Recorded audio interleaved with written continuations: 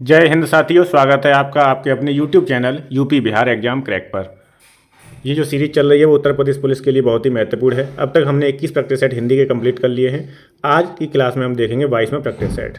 ठीक, और इस चैनल पर आपकी दोनों प्रैक्टिस सेट की सीरीज चल रही है, हिंदी और जीएस, और यहाँ से आपका आधा पेपर कवर हो रहा है। कितने? 75 प्रश्न कवर हो रहे हैं। तो चलिए शुरू करते हैं आज की क्लास। तो पहला प्रश्न है, कंठोष्ठ दीर्घ स्वर वर्ण कौन का उदाहरण कौन सा है? कंठोष्ठ, कंठ प्लस ओष्ठ से कौन बना है? तो ऋषि, औ, औ या ए, तो वो हो जाएगा उत्तर बी, औ। ठीक है, औ जो है इसका उच्चारण स्थान क्या होता है? कंठोष्ठ होता है। क्या होता है? कंठोष्ठ। और क च ट त प का मैंने बता ही दिया था। क च ट त और प, ये आपके कंठ का हो गया। ये च तालु का, कंठ, तालु, मूर्धन्य, दंती और ओष्ठ, ये हो गए आपके। उसके बाद में अ और आ, ये आपका कंठ में आता है। और ई आता है तालव्य में। ठीक है, किस में आता है? तालव्य में आता है। और जो औ है, औ, ओ औ, दोनों ही आपके कंठोष्ठ में आते हैं। ओ और औ इसमें आते हैं, कंठोष्ठ में आते हैं। और फर्स्ट का आंसर हो जाएगा, करेक्ट आंसर बी हो जाएगा। क्या हो जाएगा? ई, बी। और ए किस में? ए जो रह गया, ए आपका आता है कंठ तालव्य में। किस में आता है? कंठ तालव्य में। दूसरा प्रश्न है, जो चाहे करो बस हमें तंग न करो, वाक्य के बीच में रिक्त स्थान में कौन सा विराम चिन्ह आएगा? तो इसमें आएगा आपका अर्धविराम, और उत्तर हो जाएगा बी। क्या हो जाएगा? बी उत्तर हो जाएगा। ठीक, अर्धविराम कहाँ पर आएगा? करो की जगह पर आएगा, यहाँ आपका अर्धविराम आ जाएगा। ठीक, अर्धविराम का चिन्ह ये होता है। और सेकंड का उत्तर हो जाएगा बी। तीसरा प्रश्न है, इनमें से कौन सा शब्द जातिवाचक संज्ञा है? मनुष्य, परिवार, मोहन, कृष्ण। तो इसमें जातिवाचक संज्ञा कौन सी हो जाएगी? मनुष्य आपका जातिवाचक संज्ञा हो जाएगा। आंसर हो जाएगा ए। चौथा प्रश्न है, आप भले तो जग भला, रेखांकित शब्द कौन सा सर्वनाम है? तो आप भले मतलब निजवाचक सर्वनाम है। आंसर हो जाएगा डी। क्या हो जाएगा? उत्तर डी हो जाएगा। पांचवा प्रश्न है, अभ्यास का विशेषण रूप क्या है? तो अभ्यास का विशेषण रूप होता है अभ्यासी। और अगर पूछ लिया जाए अभ्यासी में कौन सा प्रत्यय है, तो ई प्रत्यय है। कौन सा प्रत्यय है? ई। छठवां प्रश्न है, इनमें से सकर्मक क्रिया का उदाहरण कौन सा है? श्याम बहुत तेज दौड़ता है, मोहन खाता है, सोहन केला खाता है, या राम तेज दौड़ता है। तो 6 का आंसर हो जाएगा सी। सोहन क्या खाता है? केला खाता है। ठीक, ये आपका सकर्मक क्रिया का उदाहरण है। सातवां प्रश्न है, परीक्षा के दिनों में छात्र दिन रात पढ़ते हैं, इस वाक्य में दिन रात किस प्रकार का क्रिया विशेषण है? तो किसकी बात हो रही है? कालवाचक। इसकी काल की बात हो रही है। दिन रात किस में आएगा? काल में आएगा। और आंसर हो जाएगा बी, कालवाचक क्रिया विशेषण हो जाएगा। क्या हो जाएगा? कालवाचक क्रिया विशेषण। आठवां प्रश्न है, निम्नलिखित में से किस विकल्प में सभी शब्द पुल्लिंग हैं? हीरा, मोती, मणि, कौआ, खरगोश, मंडल, हार, पायल, पुखराज, नथ, मूंगा, पन्ना। तो 8 में आंसर हो जाएगा बी। कौआ जो है, कौआ, खरगोश और मंडल, ये किस में आते हैं? पुल्लिंग में आते हैं। ठीक, तो आंसर हो जाएगा बी। करेक्ट आंसर क्या हो जाएगा? बी हो जाएगा। 9वां प्रश्न है, दिए गए वाक्यों विकल्पों में से रेखांकित शब्द जो प्राय एक वचन में ही प्रयुक्त होता है उसका चयन कीजिए। तो इस वर्ष उड़ीसा में बहुत कम वर्षा हुई, एक वचन। तो वर्षा जो है वो आपका एक वचन में होता है। लेकिन दर्शन, अच्छत और ऊठ, ये जो अंडरलाइन वाले शब्द हैं, ये आपके हमेशा किस में होते हैं? बहुवचन में प्रयोग होते हैं। ठीक है, दर्शन, अच्छत और ऊठ किस में होते हैं? बहुवचन में। जबकि जो वर्षा शब्द है वो एक वचन में प्रयोग होता है। तो 9 का करेक्ट आंसर हो जाएगा ए। क्या हो जाएगा? ए। 10वां प्रश्न है, भूतकाल के भेद होते हैं। तो भूतकाल के कितने भेद होते हैं? 6 भेद होते हैं। सामान्य भूत, आसन्न भूत, पूर्ण भूत, अपूर्ण भूत, संदिग्ध भूत और हेतु मद भूत। ठीक है, तो कितने भूतकाल के कितने भेद होते हैं? 6 होते हैं। आंसर हो जाएगा डी। क्या हो जाएगा? डी हो जाएगा। 11वां प्रश्न है, राम किताब पढ़ता है, इस वाक्य में वाच्य का कौन सा प्रकार है? राम किताब पढ़ता है, तो इसमें कृतवाच्य हो जाएगा। क्या हो जाएगा? कृतवाच्य हो जाएगा। और आंसर हो जाएगा सी। क्या हो जाएगा? आंसर सी हो जाएगा। 11 का आंसर हो जाएगा सी।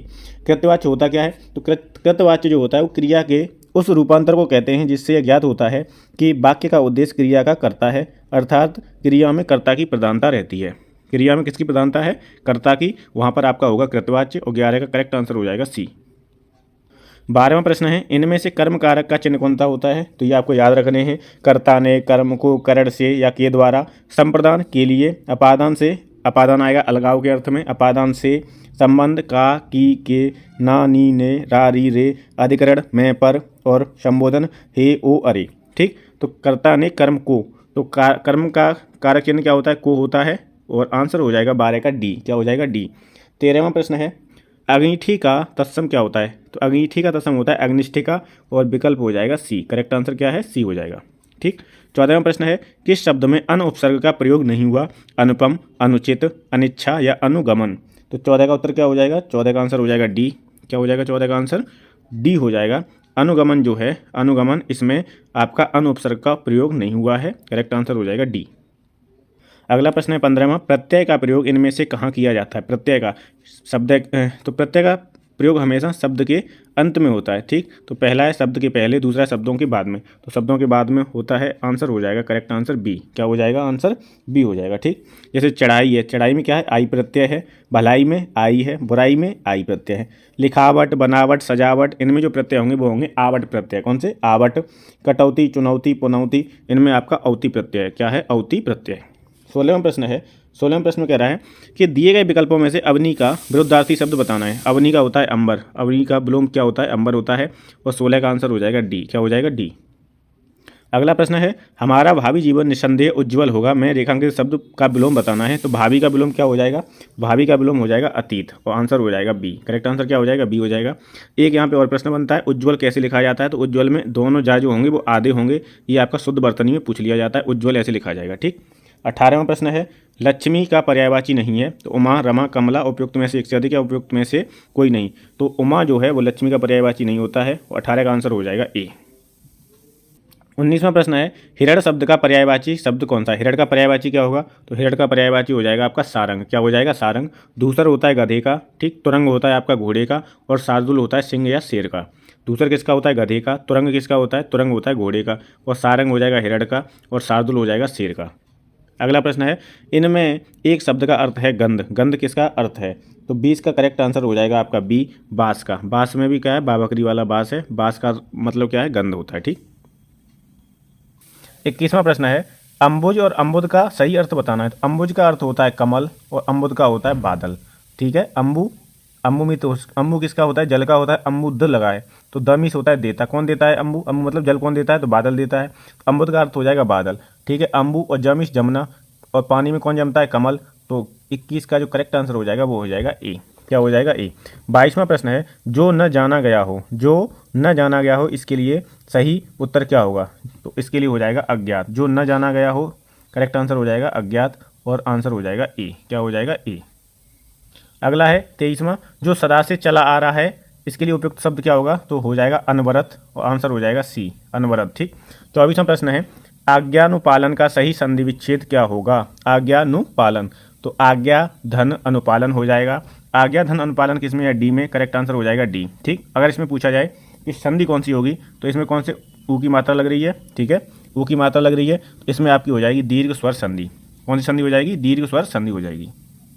25वां प्रश्न है, प्रतिमान में तत्पुरुष समास है, प्रतिमान में कौन सा है? तो प्रतिमान में होता है आपका, प्रतिमान में समास पूछा है कौन सा है? तो अव्ययी भाव समास है प्रतिमान में, और करेक्ट आंसर हो जाएगा बी। 26वां प्रश्न है, निम्न वाक्यों में शुद्ध वाक्य कौन सा है? शुद्ध वाक्य बताना है। तो शुद्ध, आकाशवाणी से समाचार प्रकाशित होता है। तो आकाशवाणी से समाचार प्रसारित, प्रकाशित नहीं होगा, प्रसारित होते हैं, प्रसारित। ठीक, ये गलत हो जाएगा। माँ बच्चा दोनों ही गायब हो गए, ये बिल्कुल सही है, बी वाला सही है। भारत और नेपाल के बीच घोर संबंध है, घोर नहीं होगा, यहाँ पे होगा घनिष्ठ संबंध है। कैसा संबंध है? घनिष्ठ संबंध है। अगला है, दीपावली की घटना पर अवश्य आना। तो दीपावली पर अवश्य आना की घटना, ये फालतू में लगा दिया है, दीपावली पर अवश्य आना, ये इसमें सही है। 26 का करेक्ट आंसर हो जाएगा बी। 27वां प्रश्न है, आलंबन तथा उद्दीपन के द्वारा आश्रय के हृदय में स्थायी भाव जागृत या उद्दीप्त होने पर आश्रय में जो चेष्टाएं होती हैं उन्हें क्या संज्ञा दी जाती है? तो उन्हें संज्ञा दी जाती है आलंबन, अनुभाव की, अनुभाव की संज्ञा दी जाती है, और आंसर हो जाएगा ए। क्या हो जाएगा? आंसर ए हो जाएगा। ठीक, 28वां प्रश्न है, रहमान चुप है बैठिए देख दिनन के फेर, जब नी के दिन आइए बनत न लगे बीर। उपयुक्त पंक्ति में कौन सा छंद है? तो इसमें है आपका दोहा। कौन सा छंद है? दोहा छंद है। और दोहा में क्या होता है? दोहा आपका एक अर्ध सममात्रिक छंद है। कैसा छंद है?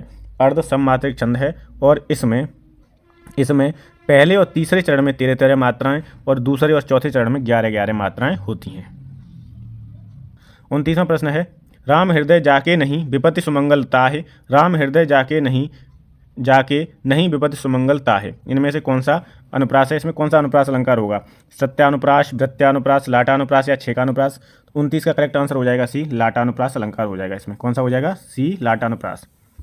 30वां प्रश्न है, विश्व हिंदी सचिवालय का मुख्यालय कहाँ पर है? तो इसका मुख्यालय है आपका मॉरिशस में। कहाँ पर है? मॉरिशस में। 30 का करेक्ट आंसर हो जाएगा बी। 31वां प्रश्न है, नीम हकीम खतरे जान का अर्थ क्या होता है? तो अल्प ज्ञान हानिकारक होता है, और 31 का आंसर हो जाएगा ए। करेक्ट आंसर क्या हो जाएगा? ए। 32वां प्रश्न है, एक से बढ़कर एक का अर्थ व्यक्त करने के लिए कौन सी लोकोक्ति सही है। तो एक से बढ़कर एक का मतलब हो जाएगा शेर को शबाशेर मिलना, शेर को शबाशेर मतलब एक से बढ़कर एक होना, ठीक है। और 32 का करेक्ट आंसर हो जाएगा बी। क्या हो जाएगा? बी। 33वां प्रश्न है, किस काल को गद्यकाल के नाम से भी जाना जाता है। गद्यकाल के नाम से किसे जाना जाता है? तो गद्यकाल के नाम से जाना जाता है आधुनिक काल को। किसे जाना जाता है? आधुनिक काल को। 33 का आंसर हो जाएगा डी। करेक्ट आंसर क्या हो जाएगा? डी। आपके ये 33 प्रश्न हो गए हैं, ठीक है। 5 प्रश्न गद्यांश से आते हैं, गद्यांश इजी आता है, उसे आप कर लोगे आराम से, ठीक। इस क्लास को यहीं समाप्त करते हैं। अगली जो क्लास होगी आपकी वो होगी प्रैक्टिस सेट 23 की। अगर आपने जीएस की प्रैक्टिस सेट सीरीज नहीं देखी है तो आप देख सकते हो। जीएस के मैंने 34 प्रैक्टिस सेट कंप्लीट करवा दिए हैं। अगर ये सीरीज़ आपको पसंद आ रही है तो प्लीज़ चैनल को सब्सक्राइब कर लें। जब उत्तर प्रदेश पुलिस की परीक्षा खत्म हो जाएगी उसके बाद हम लोग जूनियर असिस्टेंट के लिए यूपी जीके, जीएस और कंप्यूटर की क्लास रेगुलर करेंगे। Thank you so much.